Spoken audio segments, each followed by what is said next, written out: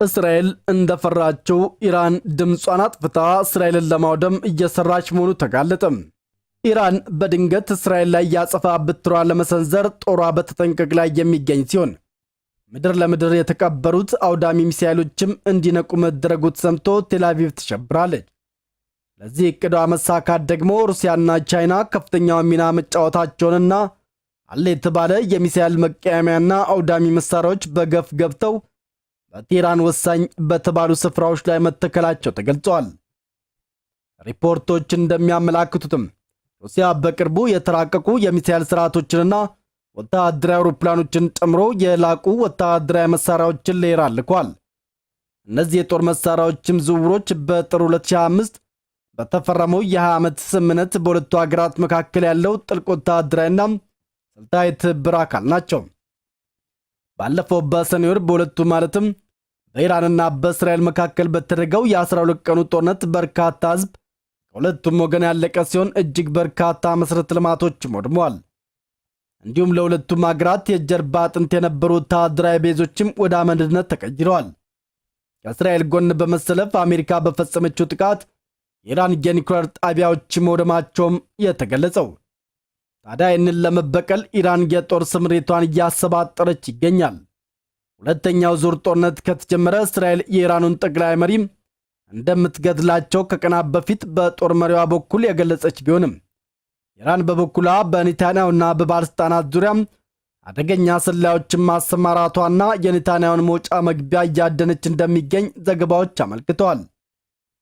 በኢራን ጦር ውስጥም እጅግ ቁልፍ በተባለ የስልጣን ስፍራ ላይ ሳይቀር የሞሳድ ሰላዮችን ሰግስጋ አስገባችው እስራኤልም ይዋጣለን እያለች ነው። ይሁንናም ታዲያ ኢራን ከሩሲያ ጋር አብራ ጦሯን ማደራጀቷ ለኔታንያሁ የዛፍ ላይ እንቅልፍ ለቆባቸዋል። ይህ የሆነውም ሁለቱ ሀገራት እስራኤልን ለማጥፋት ያላቸውን ፍላጎት ጮክ ብለው በማወጅ ሳይሆን ሩሲያ በቴህራን አጋሮቿን ለማጠናከር አዲስ የተራቀቁ የጦር መሳሪያዎችን ስለላከች ነው። እስራኤል ኢራንን ለማጥቃት የሚሰነዘሩ ማንኛውም አውዳሚ የጦር መሳሪያዎችን ኢራን ገብተው በተጠመዱ በሩሲያ ሰይፎች እየታጨዱ ከሰማይ ስለሚፈጠፈጡ ነው። እነዚህ የተራቀቁ የጦር መሳሪያዎችም ኢራን ላይ ጥቃት ለመሰንዘር በሚደረገው ጥረት እስራኤልን ያዳክማሉ። ከሩሲያ ወደ ኢራን መግባታቸው ከተገለጸና ቴልአቪቭን ካሸበሯት መሳሪያዎች መካከልም አንደኛው እስራኤል በ12 ቀኑ ጦርነት የኢራንን ሰማይ የተቆጣጠረችበትን ኃይሏን ሰብሮ ይጥላል የተባለውና ማንኛውንም የኤሌክትሮኒክስ ዲቫይሶችን ዲቴክት እያደረገ በድን የሚያደርገው ኤሌክትሮኒክስ ዋርፌር ሲስተም ነው።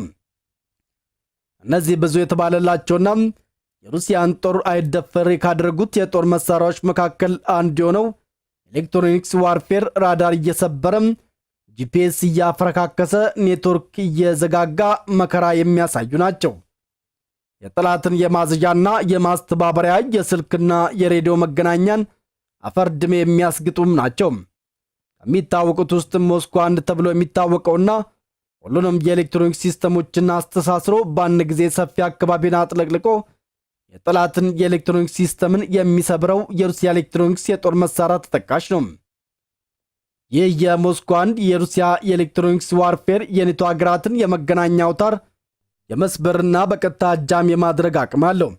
ከዚህ በተጨማሪም የሬዲዮ ከፍተኛ ሞገዶችን እየለካ የተመረጡ የመካከለኛና የአጭር ርቀት ታርጌቶችን የመገናኛ አውታር ያጠቃል። ሰው አልባ ድሮኖችን፣ ሚሳኤሎችን፣ የጦር ጄቶችንና አውሮፕላኖችን እንዲሁም ሌሎች መሳሪያዎችን እያነከተ የሚያረግፍ የሩሲያ የተጨበጨበለት መሳሪያ ነው። ልክ እንደ ቫይረስ የኤሌክትሪክስ ዕቃዎችን እየወረረ ሳይታይ ዕቃዎችን ለዘላለም ይገትራል። ከተፈለገም ሰፊ አካባቢን አካለው ወሳኝ የኤሌክትሮኒክስ መሠረተ ልማቶችን እስከ ማውደም ይውላል። ይህ መሳሪያ ታዲያ ወደ ኢራን ገብቶ በቴህራን ምድር ተጠምዶ የእስራኤልን የጦር መሳሪያዎችን ማሰስ ጀምሯል። ሙከራውንም በተሳካ ሁኔታም አሳክቷል። ሩሲያ ወደ ኢራን ካስገባቻቸው እጅግ የረቀቁ የጦር መሳሪያዎች መካከልም ኤስ-400 ሌላኛው እስራኤልና አሜሪካን ያስደነገጠ የአየር መከላከያ ነው።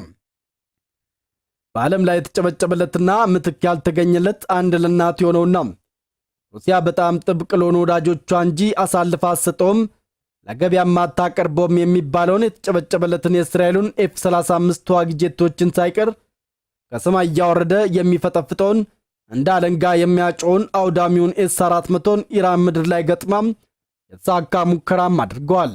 ከእስራኤል ጋር ዳግመኛ ለጦርነት ለመጀመር ደጄ ክፍት፣ ጦሬም ዝግጁ፣ ክንዴም ጠንካራ ነው ያለችው ኢራን በኒውክሌር ተቋሞች አካባቢ ወፍ እንኳን የማያመልጠውን የሩሲያውን ኤስ-400ን የአየር መቃወሚያን ጠምዳ የመጀመሪያውን የተሳካ ሙከራም አድርጋለች።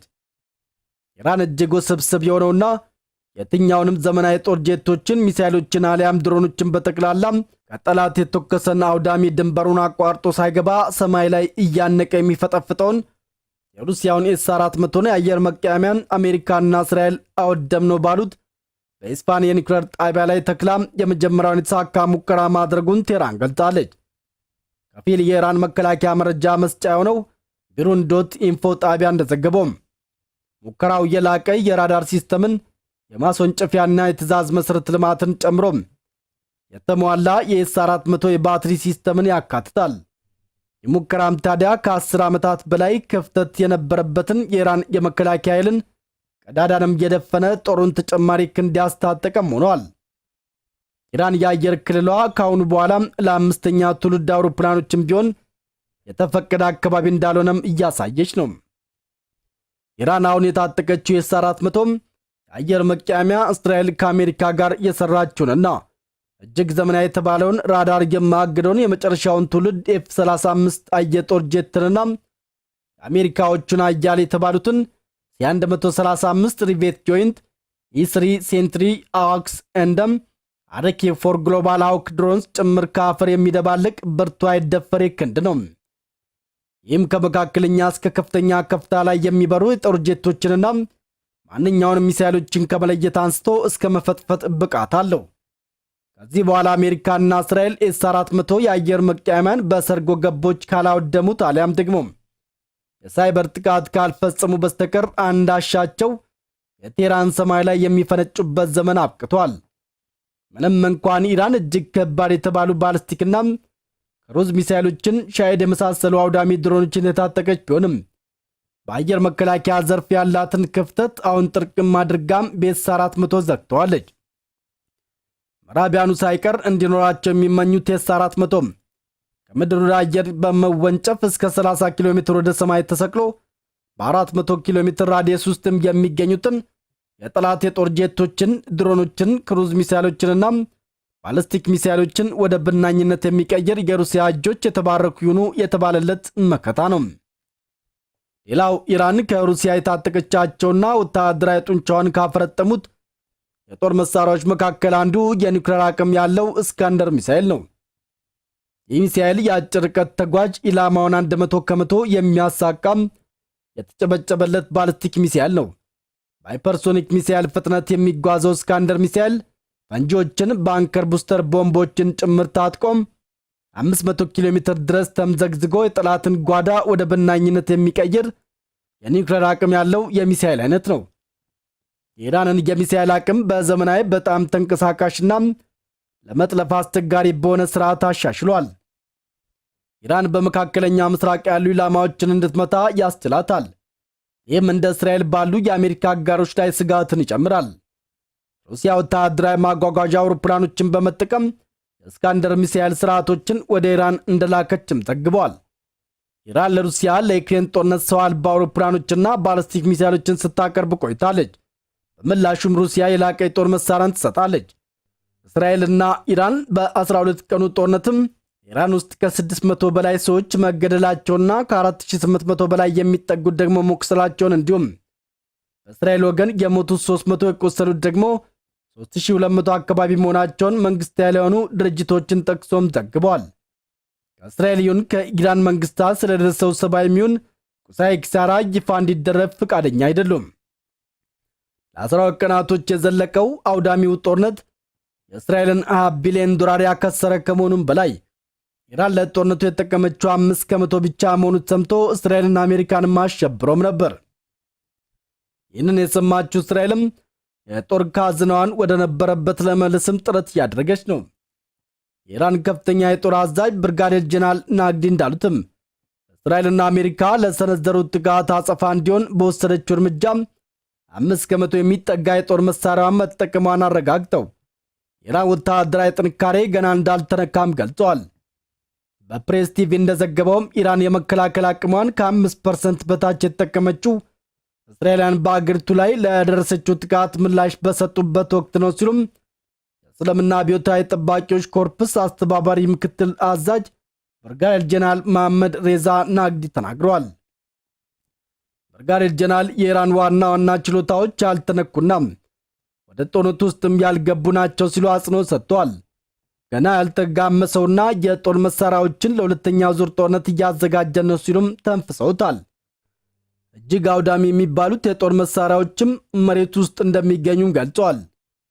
እስራኤል የኢራንን በትር መቋቋም ሲያቅታት አሜሪካ ካለው 7 ታድ የአየር መቃወሚያ ሁለቱም መትከሏን እንደዛም ሆኖ ከጉዳት አለመትረፏን የጦር ጀነራሉ ገልጸዋል።